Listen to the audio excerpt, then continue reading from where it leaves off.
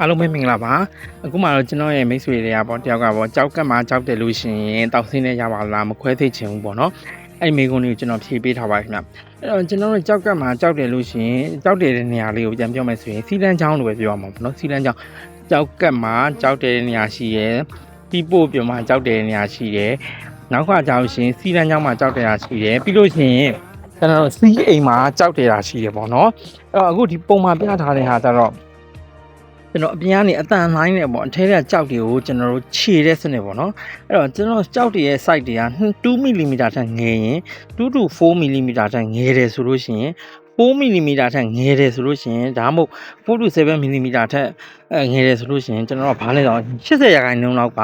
တပတ်နှစ်ပတ်ဒါမှမဟုတ်တစ်လခွဲလောက်ကြာလို့ရှိရင်ကျွန်တော်တို့နော်ကြောက်ပျော်သေးတွေကျန်တဲ့ဟာတောင်းလိုက်လို့ရှိရင်ရတယ်ဒါမှမဟုတ်7 mm ကျော်သွားရင်တော့မရတော့အဲ့တော့ကျွန်တော်တို့ကမရတော့တဲ့ခါကျရင်ဘာနဲ့လောက်ရလဲဆိုတော့အပြင်ကနေပြီးတော့ short weight ပြပြရတယ်ဒါဆိုလို့ရှိရင်လည်းခွဲစိတ်တဲ့ဟာမပါသေးဘူး short weight နဲ့အပြင်ကနေပြီးတော့ရိုက်တယ်ပြီးလို့ရှိရင်အဲ့ထဲကနေပြီးတော့ကျွန်တော် Euroscope လေးထည့်တယ်ပေါ့စီလန်းချောင်းကနေပြီးတော့ဘာလိုက်လဲစီလန်းချောင်းကနေအပြင်ကနေပြီးတော့ပိုက်လေးထည့်ပြီးတော့ထုတ်တာရှိတယ်နောက်ဆုံးကြမှာဒါခွဲဒါလေးရဆိုရင်ကျွန်တော်တို့ဘေးနားမှာဒီဟာလေး screen လေးကိုကြည့်ပြီးတော့အောက်ဆီဂျင်ချောင်းကနေပိုက်ထည့်လိုက်တယ်ပေါ့နော်ပိုက်ထည့်ပြီးလို့ရှိရင်လမ်းမှာရှိတဲ့ပိုက်လေးကိုခြေပြီးလို့ရှိရင်ကျွန်တော်စကားလေးနဲ့ညှက်လေးနဲ့ဆွဲပြီးပြန်ထုတ်လာတယ်ပေါ့ဒါဆိုလို့ရှိရင်ကျွန်တော်စိုင်းမှန်မြောင်းကြည့်ရတော့ဘာလို့ကြည့်တဲ့ပုံစံလေးဖြစ်တယ်လေမြင်လိုက်လို့ရှိရင်ဒါမဲ့ခုနပြောသလိုထုံစင်းမိစည်းတွေပေးပြီးလောက်ရဖြစ်တဲ့အတွက်ကြောင့်မလို့ဒါကခုနပြောသလိုတော့ဆိုတော့လူတွေကကြောက်ကခွဲစိတ်ဖို့ဆိုခွဲစိတ်တယ်ဆိုလို့ရှိရင်ခန္ဓာကိုယ်မှာရှိတဲ့အသားကိုလှီးပြီးတော့ open surgery ပေါ့ open surgery ဆိုတာကြောက်နောက်ကျောဘက်ကိုခွဲပြီးကြောက်ကနှစ်ခုတည်းကနေပြီးတော့ဖြစ်တဲ့ဘက်ကိုထုတ်ပြီးတော့အဲ့လိုမျိုးလုပ်ရတယ်ဒါကတော့တအားကြီးတဲ့ဟာတွေမှာပေါ့နော်ဒီမှာဆိုရင်ဆေးနာမည်လေးပြောထားတယ်ဒါ alpha blocker လို့ပြောတဲ့ဆေးပေါ့နော် alpha blocker ဆိုတာကကြတော့ကျွန်တော်ခန္ဓာကိုယ်မှာရှိတဲ့เนาะတချို့နေရာလေးတို့ကြွက်သားလေးတို့ဘာအကြုံကျဲလှုပ်စေတာပေါ့နော်အဲ့တော့ခါကြတော့တမ်ဆူလိုစင်ဆိုတဲ့ဟာလေးရှိရဲအဲ့ဒါလေးက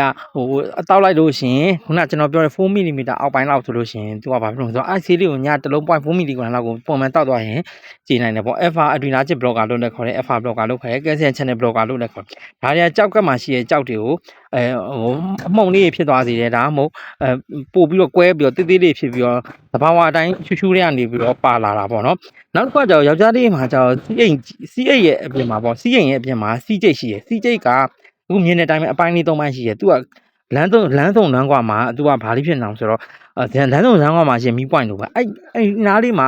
လမ်းစုံဖြစ်တဲ့အတွက်ကြောင့်မီးပွိုင်မှာတကယ်ခုနပြောသလိုဆိုင်ငန်းတွေပါပြည့်နေတဲ့ပုံစံလေးပေါ့အဲ့လိုကြက်ညက်နေလို့ရှင်လမ်းမရှင်းတော့စီလန်းချောင်းထဲမှာ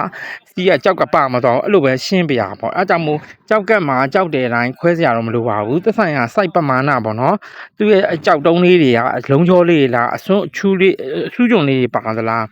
အဲ့ဒီပုံမှာမူတည်ပြီးတော့လေဆေးကုသပြီးတော့ကျွန်တော်တို့ပျောက်ကင်းနိုင်ပါတယ်เนาะအဲ့တော့ခါကျတော့ကျွန်တော်ပြောသလိုဇက်လက်ကြီးဖြစ်တဲ့ရေမြမြတောက်ပါပေါ့ရေကတော့ရေကြီးဆုံးပဲရေတောက်ပြီးတဲ့အခါကျတော့ရေတောက်လိုက်တဲ့အတွက်ကြောင့်မို့လို့ရေမြမြတောက်တဲ့အတွက်ကြောင့်မို့လို့ကျွန်တော်တို့ရှိရကြောက်တွေရဲ့ခန္ဓာရင်စွမ်းကိုရော့နေစေပြီးတော့ဒီကြောက်ကကျင်နိုင်တယ်အဲ့တော့ပြန်ပြောမယ်ဆိုလို့ရှိရင်စီလန်းချောင်းမှာကြောက်တယ်လို့ရှိရင်အမြဲတမ်းစီလန်းချောင်းမှာကြောက်တယ်တိုင်းခွဲကြလို့လားမလို့ပါဘူးမိမိဒီနေ့ကြောက်တယ်ဆိုတာသိလို့ရှိရင်ဒီနေ့ချက်ချင်းပဲရေမြမြတောက်တဲ့ဇလန်ကိုစလိုက်ပါ